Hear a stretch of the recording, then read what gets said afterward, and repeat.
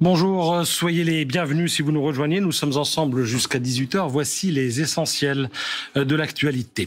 À Versailles, dans l'émotion et le recueillement, une foule compacte de quelques 3000 personnes se masse dans et sur le parvis de la cathédrale Saint-Louis pour rendre un ultime hommage à Philippine, l'étudiante de 19 ans tuée dans l'ouest parisien par un Marocain récidiviste sous OQTF. La famille de Philippine avait incité les anonymes à s'associer à sa peine. Et puis je vous rappelle qu'à 17h30, on vous répond. Ce sera avec Florence Thiel. Vous pouvez scanner le QR code qui s'affiche sur votre écran. Notre thème aujourd'hui, meurtre de Philippine, une affaire emblématique. La famille avait, je le répète, convié tout le monde en quelque sorte. On peut y voir effectivement un désir d'être entouré. Est-ce que vous pensez qu'on peut aussi y voir un message, peut-être pas politique, mais à minima sociétal, sur le terme nous sommes tous concernés? Oui, bien sûr. Je pense que l'opinion publique est absolument exaspérée par, bien sûr, cette histoire épouvantable et abominable, mais par tout ce qui se passe depuis quelques semaines. Et encore tout récemment, je pense à l'évacuation de l'immeuble d'Échirolles, parce que les dealers ont squatté l'immeuble, et qui doivent partir, ce sont ceux qui habitent. Ce sont les locataires, parce qu'on leur dit vous êtes en danger, on va faire des travaux. Oui, et sous-entendu, la force publique n'est pas capable de rétablir l'ordre pour ceux qui habitent dans cet immeuble, ou alors ce collège qui a été pris pour cible. Enfin, des incidents comme ça, il y en a sans arrêt. Alors aujourd'hui, c'est Philippine.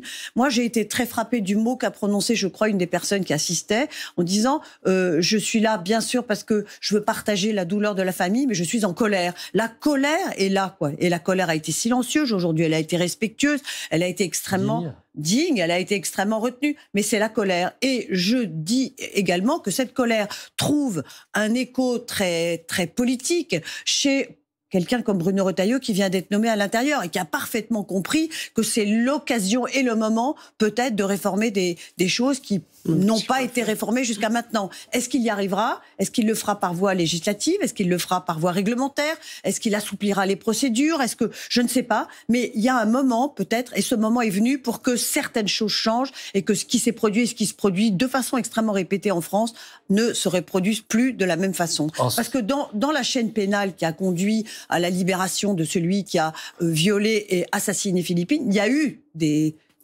on les appellera comme on voudra, des erreurs, des loupés, des failles, et c'est ça peut-être qui devrait mériter un examen politique. C'est vrai qu'il est difficile de déconnecter cette affaire du contexte politique et des débats qui animent la classe politique. Avant de vous donner la parole, Alexia Germont, je voudrais qu'on écoute Vincent Jeanbrun, qui est porte-parole à l'Assemblée des Républicains.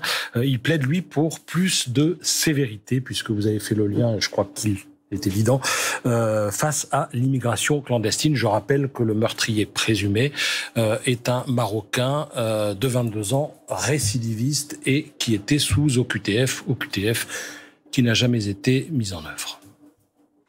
Je considère qu'à un moment donné, on doit pouvoir choisir qui rentre et qui sort de notre territoire. Et moi, j'irais même plus loin, et encore une fois, je n'engage que lui. Normalement, il y avait une suite. Alors, ça a bugué, me dit-on. On va essayer de le remettre. Et sinon, je résumerai le propos moi-même. Est-ce que Vincent Jeanbrun est prêt à répéter ce qu'il avait commencé à nous dire? Allons-y. Je considère qu'à un moment donné, on doit pouvoir choisir qui rentre et qui sort de notre territoire. Et moi, j'irais même plus loin. Et encore une fois, je n'engage que moi, et c'est à titre personnel, mais je considère qu'une personne qui est rentrée une fois illégalement sur notre territoire, on doit pouvoir lui dire « c'est fini ». Tu ne seras plus jamais régularisé sur notre sol parce que tu as enfreint la frontière et tu as enfreint la règle. C'est un message qu'il faut envoyer. Alexia Germont, on a l'impression que Vincent Jeanbrun tient des propos somme toute assez sages, assez cohérents lorsqu'il dit ça. Et pourtant, on s'aperçoit qu'en fait, en France, on peut expulser quelqu'un qui a eu des problèmes assez graves avec la justice sans pour autant que cette personne n'est pas l'interdiction de revenir un jour en France. On marche sur la tête, c'est votre sentiment ou pas? Oui, on marche sur la tête. Je vais répondre à votre question précisément. Mais si vous me le permettez, je voudrais quand même rebondir sur les deux premières prises de parole pour vous dire combien on est tous émus. Bien sûr, c'est une évidence, mais je crois qu'on doit le dire aussi pour la famille. Moi, ce qui m'a frappé, c'est cette expression de colère dans la sobriété. Et si vous avez vu passer sur les réseaux sociaux hier le faire-part pour convier en fait les gens à venir, c'était d'une sobriété totale. Sans mots, donc évidemment il y a un acte sociétal parce que ça vient toucher ce qu'on a au plus profond de nous. Mais j'ai trouvé que c'était fait dans une dignité totale et quand on entend encore tout à l'heure ce que dit son petit ami, moi j'ai la voix qui se brise et je suis sûre que je suis pas la seule. Alors une fois qu'on a dit ça, c'est inacceptable, c'est intolérable, c'est insupportable. Il n'y a pas de mots suffisants parce que tout de suite on rentre dans un discours qui est politique. Moi, je n'exerce pas en droit pénal, mais je suis avocat quand même. Et donc la façon dont peut-être je regarde ces choses-là est peut-être un peu avec un prisme un peu plus opérationnel, on va dire. Vous savez, je pense que dans les difficultés, dans les temps difficiles, en tout cas politiques que nous avons, si on commence à se dire qu'il faut changer les lois, on va pas y arriver. Moi, j'aimerais comprendre déjà, en fonction de l'arsenal juridique, et puis sans vouloir pointer du doigt la responsabilité des uns et des autres, il y a quand même des dysfonctionnements. De la même façon, pour moi, ce qui se passe là, et c'est pas pour vous reprendre, hein, loin de là, mais quand on dit que c'est un fait divers, pour moi, c'est pas un fait divers. Pour moi, c'est un assassinat, c'est un meurtre, c'est un assassinat qui est commis dans des circonstances particulières, avec des dysfonctionnements majeurs. On sait que la première fois, il avait été condamné à 7 ans. Alors qu'il risquait 7 ans et demi. Parce qu'il était mineur. Parce qu'il était mineur, il y avait l'excuse de minorité. Excuse de minorité, exactement. Qu'il en a fait 5. Qu'il est sorti. Et que là, on rentre dans le système des OQTF. Alors, pardon, mais moi, je vais vous mettre les pieds dans le plat. Je ne comprends pas pourquoi dans notre pays, quand quelqu'un rentre en prison pour un temps déterminé et qu'on sait qu'à l'issue, il va devoir retourner dans le territoire, pourquoi on ne lance pas d'ores et déjà les procédures de laissez-passer consulaire, on sait que ça prend du temps, pour avoir les OQTF et non pas commencer à se poser la question au dernier moment. Ça, premier point très opérationnel. Ça aurait évité effectivement ce laps de temps de 3 jours pendant lequel il était dehors et on attendait encore. Mais même dans un monde idéal, quand vous avez 50 peines devant vous à minima, on peut s'organiser quand même en amont pour aller demander au Maroc de délivrer les laissez-passer consulaires pour que quand ils sortent, il n'ait pas à passer du temps. Là, il y a un bug administratif. En centre de rétention pour aller directement reprendre l'avion en sens retour. Ça, c'est le premier point. Et pour ça, il faut juste améliorer le fonctionnement. On n'a pas besoin de passer... Pas besoin d'une loi. On n'a pas besoin d'une loi. Il suffit d'appliquer les procédures. Il suffit d'appliquer les procédures. Ou de les appliquer intelligemment. Accessoirement, quand même, dans ce dossier-là, quand on sait que Thibault de Montbrial, mon confrère et ami Thibault de Montbrial, vous savez qu'il a lancé le Centre de réflexion pour la sécurité intérieure et je fais partie du comité stratégique également. Donc sur les sujets régaliens, c'est vraiment des sujets sur lesquels j'essaye de m'impliquer beaucoup. Sur ces sujets-là, on voit bien également que là, le parquet n'était pas à l'audience. Quelle image, et Thibault de Montbrial le soulignait à juste titre, quelle image ça donne de la responsabilité de l'État face à quelqu'un qui doit reprendre son avion pour retourner dans son pays. Ça a donc permis au juge de libération de décider, évidemment, il y avait pas l'État. À tort à l'arrivée, quand on sait ce qui s'est passé, de libérer ce garçon au prétexte qu'il avait été sage, il s'était bien tenu dans les 15 derniers jours. Alors là, précisément, on est dans l'application du texte. Et justement, on dit, faut peut-être, est-ce qu'il ne faut pas faire évoluer aussi les textes parce que quand vous avez un violeur, un gars qui a fait 5 ans, 7 ans, enfin, qui a fait de la prison, qui a violé, et qu'on se dit, ah oui, mais les 15 derniers jours, il était sage, il était sympa, il disait bonjour à tout le monde, et il n'a insulté personne, il n'a agressé personne, ça n'en fait pas pour autant quelqu'un qui n'est pas dangereux pour la société. D'ailleurs, il avait été signalé comme dangereux. Dans l'ordonnance, absolument. C'est également une mention dans le dispositif. Donc, par ailleurs, il faut savoir que sur le droit administratif, en parallèle du droit, de toute la sphère du juge du JLD, libération et détention. Bon, en fait, on se rend compte, si vous voulez, qu'au fur et à mesure, on a essayé de simplifier. Les dernières lois ont également simplifié. Mais on est bien en deçà de ce que certains pays font. Et vous voyez, quand on sait également que dans ce dossier, par exemple, quand on a demandé les OQTF, on s'est trompé de service. Mais dans quel monde c'est possible? Oui, c'est-à-dire, s'il pilotait un Boeing, il y aurait 300 morts. Non, mais dans quel monde c'est possible? Alors, vous êtes sur une ligne assez claire sur déjà l'application du règlement tel qu'il est écrit. Il existe. Est-ce que c'est aussi votre avis, Émilie, Virginie? Moi, je pense que c'est toujours délicat qu'il y ait une utilisation très politique. Il n'y a pas d'utilisation là. Non. C'est même pas une utilisation politique. C'est loin de moi. Où est-ce que ça a bugué? Comment on peut éviter que ça se reproduise? Moi, je suis pas comment on peut éviter les que ça se reproduise judiciaires et je sais pas. Est-ce que la simple application des textes suffit à ce que ce genre de choses moi, je peux pas ne se reproduise pas? Je suis pas du tout dans la même position sur le domaine professionnel. Simplement, ce que je vois, c'est qu'il y a la tentation, et on l'a entendu, ne serait-ce qu'avec Vincent Jeanbrun, de rajouter. Moi, je suis assez d'accord que déjà, il faut voir ce qui se passe et ce qui se passe pas bien par rapport à tout ce qu'on a prévu. Pourquoi des OQTF ne sont pas appliqués? Et je pense qu'il y a cette tentation de déclarer, vous l'avez dit, ça paraît assez simple, mais c'est même simpliste un peu, et c'est limite populiste, c'est-à-dire qu'il y a cette idée de dire on va complètement fermer les frontières, on va faire appliquer les OQTF. On voit bien que ça marche pas, quel que soit le type de gouvernement, qu'il y a quand même des problèmes, que souvent c'est même pas de notre main, c'est les pays qui accueillent qui ne sont pas pas en capacité, mais en tout cas qui refusent.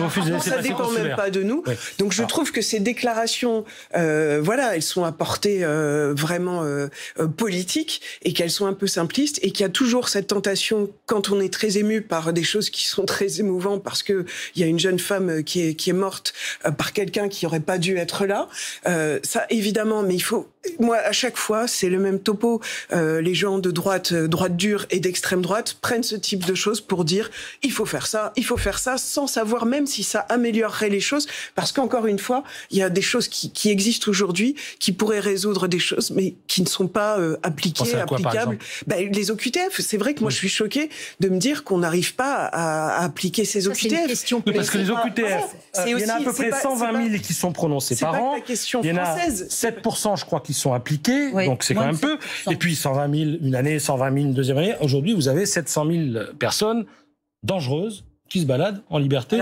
Alors, il faut dire quand même que dans les rues en France, nous sommes le pays qui qui le plus en Europe, de QTF de toute l'Europe. Donc, je vous parle en pourcentage. Proportionnellement, oui. Oui, parce que y compris celles dont on sait qu'elles ne peuvent pas être exécutées, contrairement à l'Allemagne. Et je voudrais rajouter aussi, parce que j'ai entendu là depuis 2-3 jours toutes les explications des spécialistes de la justice, parfois même des professionnels de la justice, qui expliquent que parfois le juge a un quart d'heure par dossier, que il n'a pas les moyens de se prononcer calmement, que dans ce cas précis, le parquet n'a pas fait appel, alors qu'il était précisé dans il s'est même pas déplacé. Paraît-il, c'est l'usage. Il aurait pu faire appel. Et il a été précisé par la juge que celui gars pouvait être dangereux. Exactement. Donc il y a eu un manque de, je ne sais pas, une suite de dysfonctionnements. Je ne sais pas s'il faut fluidifier les procédures. Je ne sais pas s'il faut supprimer toutes les voies de recours. Je ne sais pas s'il faut rallonger le délai de détention. Je ne sais pas ça. Mais ce que je note,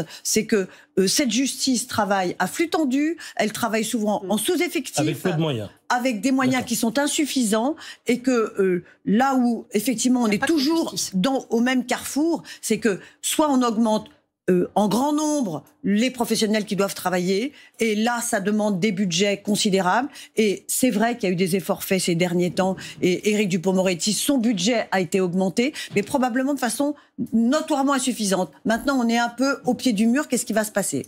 Alexa Vermont. La difficulté pour les OQTF, c'est que c'est un sujet qui est au carrefour de plein de compétences et donc de plein de notre diplomatie, sans doute. Exactement, parce que vous avez évidemment la police, vous avez la justice, vous avez le ministère des Affaires étrangères, et les pays étrangers. Les pays étrangers, et la façon dont les préfets après exécutent tout cela en région. Donc c'est la difficulté en fait. Donc on voit qu'il y a une question de moyens bien sûr, mais pas que. Mais pas que. Quand on se trompe de service, c'est pas forcément qu'une question de moyens. C'est aussi qu'il faut avoir une gestion. Pardon de le dire, mais en entreprise, ce sont des choses qui seraient inacceptable. Vous faites des fautes de ce type-là. Il se passe quelque chose, ce qui n'est pas le cas forcément dans le fonctionnement étatique. Alors, vous avez souligné le manque de moyens. Qui explique aussi probablement ces erreurs d'aiguillage, de la justice. Le manque de moyens en personnel. C'est un serpent de mer, on en parle régulièrement. On va écouter le patron de cette justice, c'est Didier Migaud, précisément, le garde des Sceaux. Alors vous disiez tout à l'heure, il suffirait déjà d'appliquer le règlement avant de dire on va changer la loi. Vous allez voir que finalement, il vous déborde par un côté que vous n'aviez peut-être pas prévu. Écoutez-le. Vous savez que le garde des Sceaux ne peut pas intervenir dans le cadre d'une procédure individuelle. Ça ne m'empêche pas de ressentir aussi fortement que les citoyens l'émotion devant une telle situation. C'est une tragédie. Alors qu'est-ce que je dois faire? Essayer de travailler justement pour voir si la réglementation, si la législation est adaptée en toutes circonstances pour faire en sorte d'éviter ce type de situation et ce type de trame. Et là, je dois travailler avec le ministre de l'Intérieur. Alors, je dois travailler avec le ministre de l'Intérieur. Au cours de l'interview, Didier Migaud évoquait aussi l'évolution de la législation en matière d'immigration, puisque c'est cela dont il s'agit lorsqu'on évoque le meurtrier présumé de Philippines. Est-ce que finalement, il faut que cette loi évolue, je parle en termes de de répression, oui. C'est-à-dire qu'on a parlé ce qui est dans l'air du temps un petit peu ces jours-ci, c'est le retour éventuel de la double peine automatique. Est-ce que c'est constitutionnel ou pas, et est-ce que c'est une bonne chose? Et puis peut-être aussi changer le niveau des peines face à des actes comme ça qui ont tendance à se multiplier. On a parlé de l'excuse de minorité, de ces 7 ans et demi qu'encourait le meurtrier présumé au lieu de 15 ans, etc., etc. Est-ce qu'il faut changer le code pénal et donc la loi? La loi, je sais pas, je crois qu'on en était, c'était quoi, c'était la 22e ou la 23e loi qu'on a fait voter très difficilement pour qu'elle soit détricotée en plus par le Conseil constitutionnel. Oui, c'était un coup d'épée dans l'eau parce que derrière, le Conseil constitutionnel l'a vidé d'une quarantaine d'articles. Voilà. Parce qu'il y avait des cavaliers. Il ne l'a pas vidé pour des raisons de fond, il l'a vidé pour des raisons de forme, en estimant que ce qui avait été rajouté était des cavaliers législatifs et donc ça n'avait pas de rapport avec le texte de départ. Pas tous. Donc la très grande majorité, beaucoup de tactique politique peut-être. La très grande majorité de ce qui a été enlevé a été considéré comme des cavaliers législatifs. Ok, alors on revient à l'immédiat. Parce qu'il y a les allocations, par exemple, sur le logement. Là, c'était considéré comme pas constitutionnaliste. Donc, ce que je veux dire, c'est que là, on rentre dans la politique. Là, on rentre vraiment dans la politique. On sait qu'on a un gouvernement qui est coincé quelque part par la politique du Rassemblement national parce que il craint une censure dès qu'il va faire un geste qui ne correspondra pas à leurs souhaits. Et donc, depuis le début, je ne sais pas si vous avez remarqué, on parle beaucoup d'immigration, de sécurité. Évidemment que ce fait divers, ou en tout cas cette tragédie, fait écho à tous ces sujets. C'est normal qu'on repose les questions, mais on va avoir, et d'ailleurs je lisais dans les thèmes qui sont traités cet après-midi, la sécurité et l'immigration font partie des 5 thématiques privilégiées justement de discussion. Forcément que c'est un gouvernement qui va nous parler beaucoup d'immigration. Maintenant, je ne sais pas si cette surenchère au niveau de la rhétorique qu'on a déjà eu justement au moment de cette loi immigration qui va probablement servir à rien de plus de ce qui existait auparavant, d'autant plus qu'elle a été détricotée. Je ne sais pas si cette surenchère des mots, elle est très utile, si ce n'est sur le plan politique. Et ce qu'on a remarqué en plus, c'est que même si des partis comme la majorité l'a fait auparavant, se saisissaient de ces sujets-là d'immigration et essayaient d'aller fort, on voyait que finalement, c'était le Rassemblement national derrière qui récupérait les lauriers, parce qu'on considérera toujours qu'ils n'iront pas aussi loin que le Rassemblement national, qui lui n'est pas aux manettes, n'a rien à faire, et a juste à récupérer les voix en fin de course. Didier Migaud, qui n'exclut pas une évolution de la législation, il le disait ce matin sur France Inter, et on vient de l'entendre, qui calme le jeu avec Bruno Retailleau, on se pose la question, est-ce que sincèrement, réellement, ils peuvent travailler ensemble, et je crois qu'on aura presque bouclé la boucle parce qu'on a démarré un peu là-dessus tout à l'heure. Ils peuvent. Est-ce qu'un tel ministre de la Justice et un tel ministre de l'Intérieur, lien très orienté à droite, l'autre qui a un lien réel et historique avec la gauche, peuvent avancer dans la même direction. C'est la véritable... Vous y croyez ou pas? Alors, c'est la véritable difficulté du gouvernement. Très honnêtement, tant qu'on n'est pas dans une logique justice intérieure, main dans la main, avec une stratégie qui est clairement définie, il y aura des trous dans la raquette et il y aura un sentiment qui est insupportable maintenant pour les Français. Alors, sur la question de départ, quand même, sur le fond, ouais. En respectant intégralement, bien entendu, et j'y suis très attachée, vous vous en doutez, les droits de la défense, je crois que, évidemment, il faudra à un moment une simplification également de ce droit qui est un des droits les plus compliqués. Le droit de l'immigration est un des droits les plus complexes, ce qui fait que quand on dit complexité, c'est surtout que ça donne des moyens de recours récurrents, à des moments différents. Et donc, c'est ça qui avait déjà été simplifié la dernière fois, mais manifestement pas suffisamment. C'est ça qui ralentit aussi le travail de la justice. C'est ça qui ralentit. in fine, coûte assez cher. Et qui coûte beaucoup plus cher. Parce que les avocats, il faut les payer, les gens, il faut les loger. Et en plus, il faut loger, bien entendu. Ça fait des audiences complémentaires. Donc, ça engorge la justice. Donc, tout le monde aurait intérêt, même pour les droits de la défense, à avoir un droit de la défense qui soit plus simple. Vous savez, vous êtes pour des périodes plus longues, peut-être, avec des voies de recours à certains moments, pas démultiplier non plus. Et puis surtout, je vous dis, travailler en parallèle, l'un n'étant évidemment pas exclusif de l'autre, sur une rationalisation et un caractère opérationnel appuyé. C'est-à-dire qu'on a des lois, ça veut dire aussi que le politique doit faire sentir, c'est ce que disait Béatrice Brugère, la magistrate, ce matin chez un de vos confrères, très justement. C'est-à-dire qu'il faut que les magistrats se sentent libres également d'appliquer pleinement la loi. Ça, c'est très important.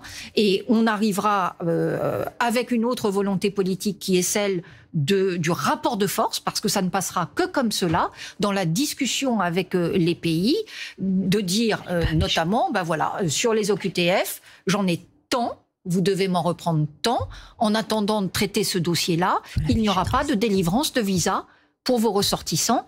On gèle. Ça ne veut pas dire qu'on ne fait plus, mais ça veut dire qu'on gèle. Et ça s'appelle une discussion. Et peut-être que Michel Barnier pourrait donner des cours à l'ensemble des ministres concernés sur la façon dont on gère une négociation. Vous avez des questions, nous avons sans doute les réponses. C'est l'heure dont vous répond. Et Florence Still nous a rejoint. Bonsoir Florence. Questions, réponses. Exactement. Et avant de venir aux questions, je voulais quand même signifier qu'il y avait énormément de téléspectateurs qui font part d'abord de leur émotion, de leur tristesse. Je vais juste lire quelques-uns des commentaires. Je peux pas tous les lire, bien sûr. Le premier commentaire, c'est par exemple Soukocom qui nous écrit « Toutes mes condoléances à toute la famille de Philippine ». On a aussi Nourodine qui nous écrit « Je suis profondément attristée par cet acte ignoble. Une jeune fille innocente qui avait toute la vie devant elle. Cet individu aurait dû, dès sa sortie de prison, être expulsé. Ce drame aurait été évité. Mais condoléances les plus attristées à sa famille. Donc beaucoup de réactions, beaucoup de questions aussi, et particulièrement sur le parcours du présumé coupable, du présumé meurtrier, du meurtrier présumé. C'est le cas, par exemple, de Florence qui nous demande quel est le passif du meurtrier au Maroc, ou encore JP qui nous demande en savez-vous plus sur le profil de ce jeune Marocain, que sait-on de sa famille, son éducation, son état mental et la raison de sa fuite vers l'Europe. Est-ce qu'on connaît un peu son parcours à ce jeune homme? Alors moi, je peux juste peut-être préciser en préambule qu'il avait été condamné une première fois en 2019 pour avoir violé une jeune femme à Taverny. Taverny est une ville du Val d'Oise et il ne l'avait pas tuée. Et elle avait eu la présence d'esprit, après avoir été violée, de le raisonner, de l'apprivoiser, de lui faire croire qu'elle était prête à le revoir le soir même chez elle. Elle lui avait donné son numéro de téléphone et ça avait permis à la police ensuite, le soir même, de l'arrêter. Voilà pour le passif de C'est le passif récent. Jeune homme, c'est le passif récent. Ça lui avait valu cette condamnation à 7 ans de prison et il en a fait 5 avant de sortir. Qu'avait-il fait avant? Je n'en sais rien. Que va-t-il faire après? J'espère rien. Mais peut-être avez-vous des précisions sur Il faut juste souligner que 7 ans, c'est une condamnation lourde. C'est une condamnation lourde pour un mineur. En tout cas, condamnation lourde au regard de ce que prévoit le code pénal, 15 ans pour un majeur et 7 ans et demi maximum pour un mineur. Donc on n'en sait pas plus sur son parcours pour l'instant. Il avait déjà violé et c'était donc un récidiviste. Mais je veux dire, on ne sait pas pourquoi il est venu sur l'enfance. On ne sait pas pourquoi il est venu non plus en France. Son premier viol, il l'avait fait à 17 ans, donc c'était donc un mineur qui avait traversé la Méditerranée pour venir en France. D'accord. On a H également qui nous demande quelles seront les suites judiciaires pour le meurtrier présumé. Quand il sera extradé en France, qu'est-ce qui va se passer pour lui? Logiquement, cour d'assises. Oui. Le viol, c'est un crime, le viol. Ah oui, c'est un crime, le viol. Pardon, crime et assassinat. Oui, et assassinat, bien sûr. On a également Stan. Il risque donc perpétuité, 22 ans, peine de sûreté. Enfin, il risque le maximum. J'imagine mal des magistrats ou un jury populaire le laisser filer avec 5, 10, 15 ans. J'imagine que ça va prendre du temps. Ça va prendre plusieurs... bien sûr. D'abord, les procédures d'extradition ont été... Il est en Suisse. Il est en Suisse aujourd'hui. D'ailleurs, je voudrais quand même souligner l'excellence du travail qui a été fait. La rapidité avec laquelle ils ont été capables de l'appréhender. Ce sera d'ailleurs très intéressant de savoir si l'intelligence artificielle a permis, puisque c'était un homme qui était fiché, bien évidemment, et même si la Suisse, lorsque vous prenez le train entre la France et Genève, vous n'êtes pas arrêté systématiquement, mais il y a des images qui sont prises et qui permettent peut-être, en l'occurrence, d'avoir arrêté cette personne. Je pense que dans ces questions, on sent la colère de pas comprendre pourquoi quelqu'un qui a déjà violé, presque à aller très très loin, qui a déjà été en prison, ressort et fait ce crime terrible. Et puis, il y a cette colère. Cette incompréhension est sous-jacente dans toutes les questions, finalement. Tout à fait. Et puis, il y a l'incompréhension par rapport à ce temps de la justice. Et ça, on le retrouve beaucoup dans ce type d'affaires. Toujours une incompréhension. Dernièrement, là, ce jeune garçon qui a aussi bousculé une jeune fille à moto, qui est libéré, on comprend pas, alors qu'il va être jugé, mais beaucoup plus tard. Et c'est vrai que on se dit que le temps de la justice, il est peut-être pas... alors, il est forcément plus lent, mais parfois il est très lent. On revient sur la question des moyens aussi. Pourquoi on ne pourrait pas accélérer pour que les citoyens sentent que la justice est là, fait son travail, et voient la suite, en fait, des effets de la justice. Et ça, je pense que ça crée beaucoup d'incompréhension et beaucoup de défiance vis-à-vis de ce qui se passe, parce qu'à leur niveau, ils ne peuvent pas comprendre que quand on fait une faute, on ne soit pas pris, on ne soit pas emprisonné tout de suite. Il y a vraiment là-dessus, ce temps-là. Je voulais simplement dire un mot sur l'état de l'opinion publique. Oui. Je me souviens qu'au moment de la loi sur l'immigration, la très contestée loi sur l'immigration, quand on regardait les sondages d'opinion, les mesures étaient soutenues par une majorité de Français, qu'ils soient de gauche ou de droite d'ailleurs.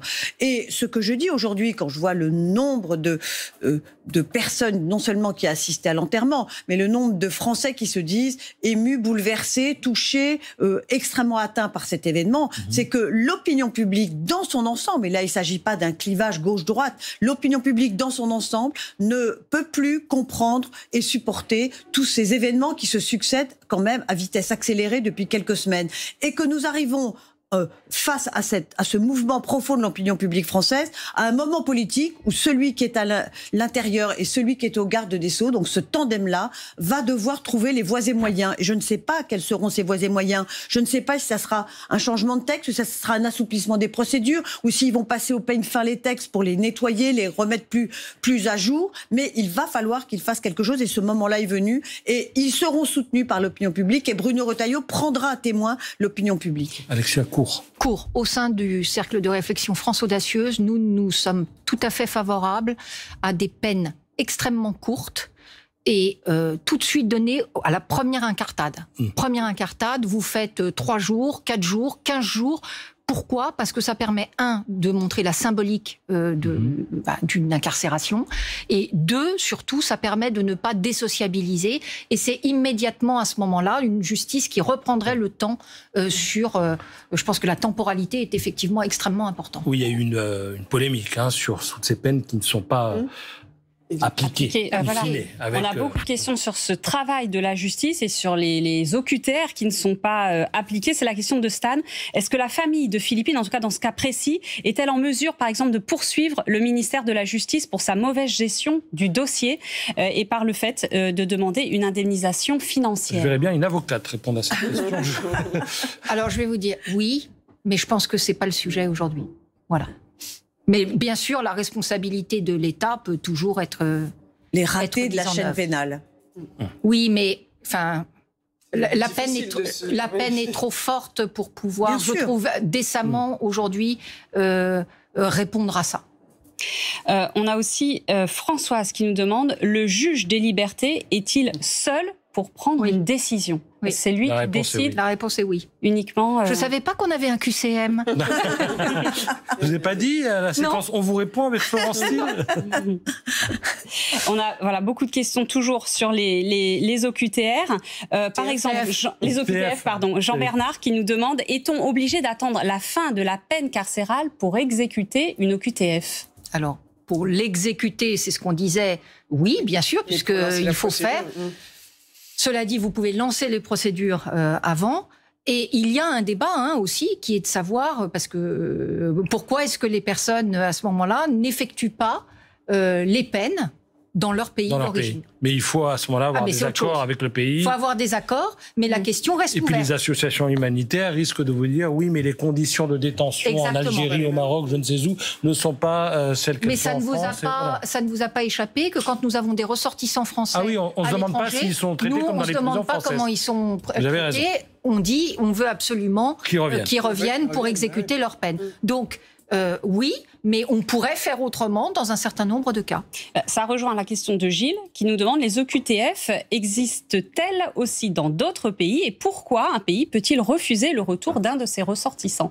En fait, c'est parce que vous êtes obligé. Alors oui, ça existe ailleurs, notamment dans tous les pays européens. Dans tous les pays européens, avec une façon de les pratiquer différente. C'est-à-dire que notamment, je ne crois pas dire de bêtises, je crois qu'en Allemagne, notamment, ils n'émettent des OQTF que quand ils sont sûrs de pouvoir les renvoyer. Ouais. Donc c'est pour ça qu'ils en émettent moins. Exactement, ils en émettent moins, donc les ratios sont meilleurs aussi. C'est pour ça que des chiffres, il faut toujours leur faire dire la réalité de ce qu'il y a derrière. Et alors après, on ne peut pas empêcher un pays étranger de dire à tel avion, non, il n'atterrira pas chez moi. Voilà, parce qu'en fait, il demande la confirmation. Gérald Darmanin avait essayé de dire à l'Algérie, qui est un pays qui a beaucoup de mal à récupérer ses ressortissants et à délivrer des laissez-passer consulaires. 5 retours cette année en Algérie, alors qu'il y a des milliers de dossiers en attente. Je vous laisse terminer. Et il a essayé de faire accélérer les choses en disant ça peut plus durer comme ça, mais très vite on se heurte à des considérations, j'allais dire, beaucoup plus pratiques. L'Algérie fournit quoi ? Du gaz. Ben voilà. Et donc, quand il s'est agi de réfléchir à tout ça, comme par hasard, les choses se sont immédiatement arrangées. Est-ce que vous avez le sentiment que la France est quand même allée au bout du bras de fer qu'elle peut mener face à des pays comme l'Algérie, mais aussi le Maroc? Alors le Maroc, c'est plus simple. Le Maroc est beaucoup plus Le Mali, le Burkina Faso, là, c'est plus compliqué. Ce sont peut-être des pays auxquels la France peut imposer des choses, j'allais dire. Ce sont des pays qu'on aide financièrement. Voilà, l'Algérie aussi, c'est le cas d'ailleurs. C'est pas imposé, c'est renégocier. Et déjà, ça change beaucoup de choses dans l'approche. Et d'ailleurs, puisqu'on était sur le volet politique, souvenez-vous, dans l'interview au point d'Édouard Philippe en avril ou mai dernier, qui avait fait grand bruit, quand il avait dit « il faudra remettre à plat ». C'était un totem, ça. Il faudra remettre à plat les accords avec l'Algérie en matière d'OQTF. Bon, donc on voit bien qu'il faut arriver, en fait, à mettre dans la balance les visas, la géopolitique, évidemment, donc les questions énergétiques sont au cœur de celle-ci. Le commerce. Bien sûr, le commerce, bien entendu. Et puis je rajouterais, parce que c'est un vrai sujet sur lequel on a un effet de levier, c'est l'aide au développement, puisque vous le savez, la France contribue beaucoup, pas qu'à travers, pas qu'à travers l'Union européenne. Donc on peut aussi mettre cela dans la balance pour que, il y a 14 milliards qui sont dépensés. Je précise une chose, juste, c'est que les propositions qu'on peut faire peuvent être totalement décorrélées du RN, évidemment. Et moi, mon grand espoir, ce serait qu'on arrive à faire, justement, hors du RN, un certain nombre d'actes courageux pour saper véritablement ce vote. Je ferme le magasin, je suis désolé, parce que je suis dans l'oreillette, on me dit c'est terminé. Vous reviendrez, on reparlera de tout ça.